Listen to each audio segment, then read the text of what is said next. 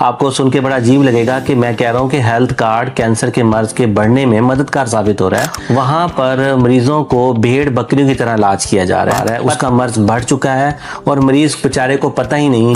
तो इसका मतलब ये हुआ कि जो हेल्थ कार्ड के अंडर ट्रीटमेंट हो रही है।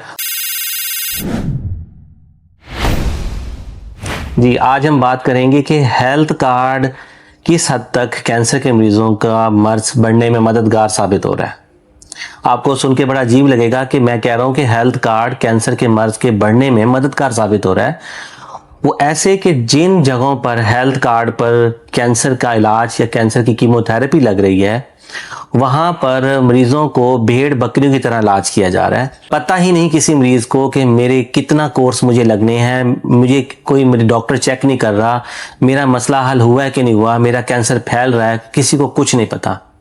जो पेशेंट भी हमारे पास आ रहा है जो कैंसर का इलाज किसी भी हेल्थ कार्ड वाली फैसिलिटी में करवा रहा है, उसका मर्ज बढ़ चुका है और मरीज बेचारे को पता ही नहीं। हमारे पास आने के बाद टेस्टों की मद में पता चलता है कि आप 14 कोर्स लगवा चुके हैं, लेकिन बदकिस्मती से आपका मर्ज फैल चुका है। तो इसका मतलब ये हुआ कि जो हेल्थ कार्ड के अंडर ट्रीटमेंट हो रही है वो ठीक नहीं हो रही और हमें इस चीज़ पर नज़र डालनी पड़ेगी कि हमने अपने मरीज़ों का इलाज करना है। हमने हेल्थ कार्ड की मद में उनसे उनके कार्ड से पैसे नहीं कमाने। तो ये बहुत सीरियस इशू है जिसको मेरे ख्याल में गवर्नमेंट को भी देखना चाहिए और वो अदारे जो कि इसको कंट्रोल कर रहे हैं उनको भी देखना चाहिए कि जिन जगहों पर हेल्थ कार्ड की मद में इलाज किया जा रहा है कैंसर का, वहाँ पर कैंसर का इलाज करने वाले लोग क्या तवज्जो से इलाज कर रहे हैं या सिर्फ इलाज कर रहे हैं।